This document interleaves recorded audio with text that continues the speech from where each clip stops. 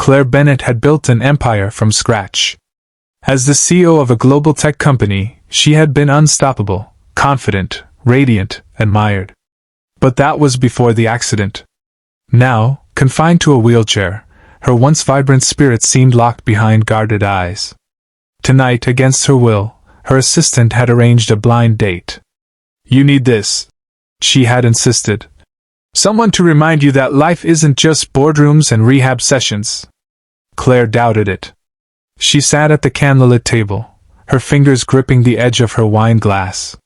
She hated the idea of being pitted, hated the way people's eyes softened when they saw her chair. She told herself she'd stay an hour, then leave. The restaurant doors opened. She straightened, expecting a polished man in a tailored suit. Instead, in walked someone entirely unexpected, tall, broad-shouldered, with grease-stained jeans and rough hands. He scanned the room awkwardly until his eyes landed on her. Jake Matthews. A mechanic. He smiled sheepishly. "Claire? Hi. I'm, probably not what you had in mind." Claire blinked, caught off guard. This wasn't a disaster, it was worse. A complete mismatch. But something in his voice, unpolished, warm, real, made her pause. Against every wall she had built, curiosity flickered. Who was this man, and why did fate put him at her table tonight? The night had just begun. Jake sat down, clearly out of place among the expensive suits and sparkling gowns. Claire almost pitied him, until he started talking. Instead of rehearsed lines or forced compliments, Jake told stories. About fixing cars late into the night. About old engines that looked hopeless but roared to life with a little patience. "Funny thing," he said. "Sometimes the most broken machines just need the most care. People aren't much different, I guess." Claire raised an eyebrow. "Are you comparing me to a broken car?" He chuckled, unbothered. "Maybe. But I happen to think broken doesn't mean worthless." The words hit her harder than she expected. Most people tiptoed around her paralysis, either ignoring it or drowning her in sympathy. But Jake? He didn't avoid it. He acknowledged it, without making her feel lesser. Their food arrived, and when her fork slipped from her hand, she braced herself for the familiar sting of humiliation. But Jake didn't lunge forward to help. He simply waited, patient, letting her try again. When she managed, he smiled, as if it were no big deal. For the first time in years, Claire felt respected. "Why are you here, Jake?" she asked, genuinely curious. He shrugged. "Because someone thought you needed company. And maybe I did too." She tried to suppress it, but a smile tugged at her lips. It startled her, how easy it was to laugh with him. The CEO who hadn't smiled in months suddenly felt alive again. As the evening unfolded, Claire found herself strangely at ease. Jake wasn't intimidated by her success, her wealth, or her wheelchair. He asked questions that no one else dared to ask, not about her accident, but about her. "What did you love before all this?" he asked. Claire blinked. "Before? Yeah. Before meetings, before people called you Madam CEO. What made you, you?" The question disarmed her. She had spent so long proving she was still strong that she'd forgotten who she once was. Slowly, she admitted, "I used to paint. Landscapes, mostly. But I haven't touched a brush since." Her voice trailed off. Jake leaned back. "Then maybe it's time to start again." She laughed bitterly. "I can't even hold a brush steadily anymore." "Doesn't matter," he replied. "The point isn't perfection. It's expression." His simple perspective struck something deep within her. For years, her world had been measured by control and achievement. Jake, with no polished suit or scripted words, was reminding her of something she'd forgotten: living.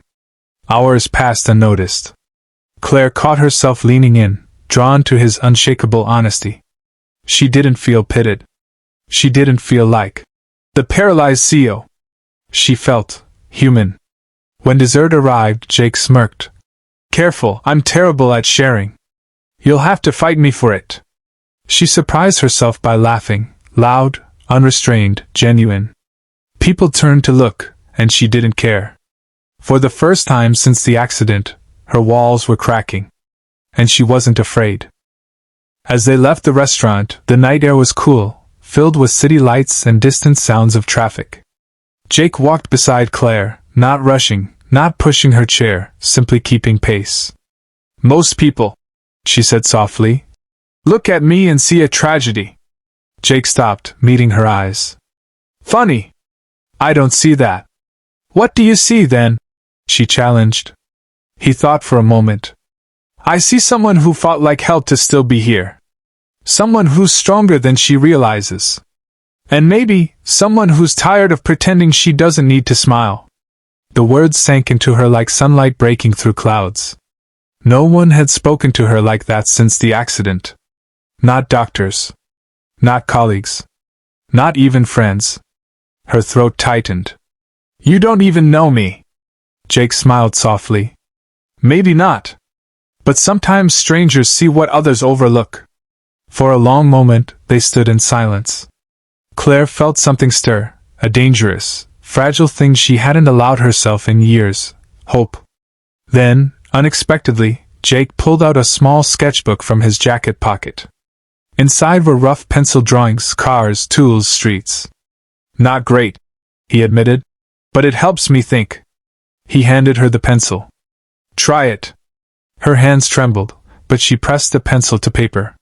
The lines weren't steady, but they were hers.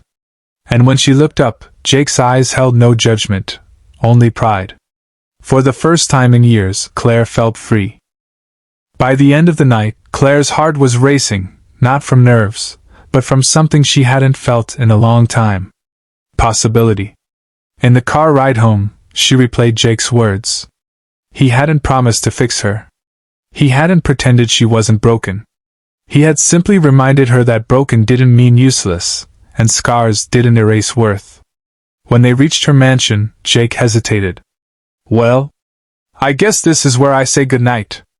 Claire surprised herself. "Or you could come in, for coffee." He blinked, caught off guard, then smiled. "I'd like that." Inside, as she showed him her art supplies gathering dust, she felt something stir: courage. She picked up a brush, dipped it in color, and let it glide shakily across the canvas. Jake watched quietly, his presence steady, encouraging. When she finally looked at the mess of colors, she laughed. "It's terrible." He shook his head. "It's beautiful, because it's you." Her chest tightened, not with grief, but with gratitude. That night wasn't the blind date disaster she'd feared. It was a turning point. Claire Bennett, the woman who had believed she'd never smile again, had found laughter. Not from wealth, not from status, but from the kindness of a mechanic who saw her not as broken, but as whole. Sometimes the right person doesn't just enter your life to love you. Sometimes they enter to remind you how to live again.